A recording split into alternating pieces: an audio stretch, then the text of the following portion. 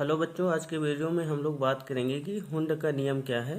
ये आपका प्रश्न क्लास 11 इनऑर्गेनिक केमिस्ट्री का जो सेकंड चैप्टर है एटॉमिक स्ट्रक्चर यानी परमाणु संरचना उससे संबंधित है। इम्पॉर्टेंट नियम है क्योंकि इस नियम के माध्यम से हम ऑर्बिटलों में इलेक्ट्रॉन कैसे भर सकते हैं इसके बारे में सीख सकते हैं। ठीक है, तो सबसे पहले देखते हैं कि नियम क्या है।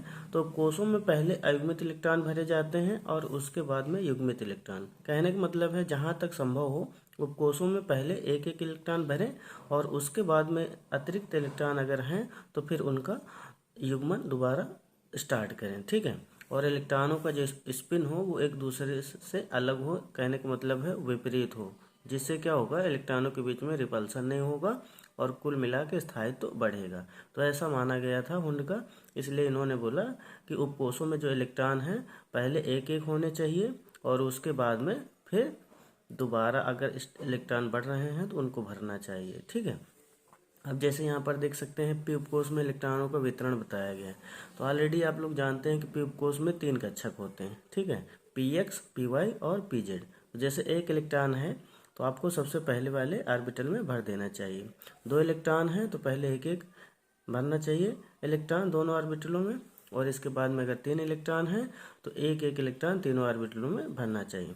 अगर 4 इलेक्ट्रॉन है तो पहले एक एक इलेक्ट्रॉन 3 ऑर्बिटलों में और चौथा इलेक्ट्रॉन जहाँ से पहले भरना शुरू किया गया था उसमें भरना चाहिए। ठीक है, और ऐसे ही आप यहाँ पर देख सकते हैं। फाइनली यहाँ पर देख सकते हैं टोटल पी उपकोष में 6 इलेक्ट्रॉन भरे जा सकते हैं, तो उनको यहाँ पर दिखाया गया। तो पहले एक एक इलेक्ट्रॉन भरे गए थे तीनों ऑर्बिटलों में और उसके बाद में बाद के 3 इलेक्ट्रॉन जो है ना उनको दोबारा फिर भरना शुरू किया गया। तो इस तरीके से हुंड के नियम में कहा गया है कि इलेक्ट्रॉन पहले प्रत्येक ऑर्बिटल में एक एक होना चाहिए और उसके बाद में दो दो।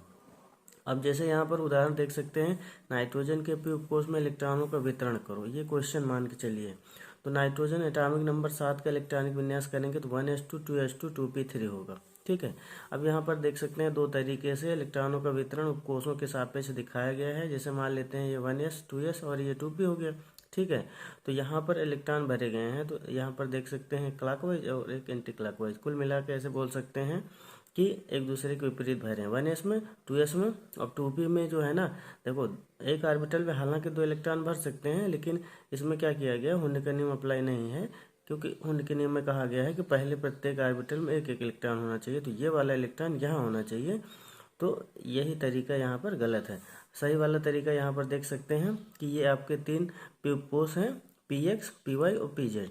तो 3 इलेक्ट्रॉन थे 2p उपकोष में, तो इन तीनों इलेक्ट्रॉनों को हमने क्या करा, पहले एक एक इलेक्ट्रॉन भरा। ठीक है, तो भरने का सही तरीका ये हो जाएगा। तो कुल मिलाकर इलेक्ट्रॉन उपकोषों में कैसे भरे जाते हैं इस नियम में यही बताया गया।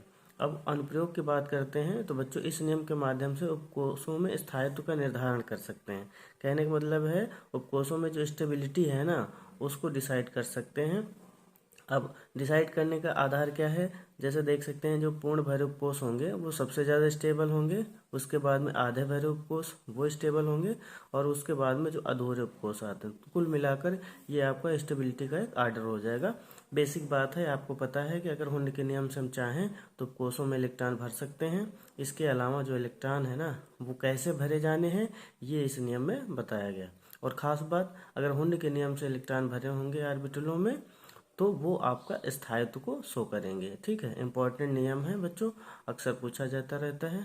वीडियो को लाइक करें, चैनल को सब्सक्राइब करें। Thank you.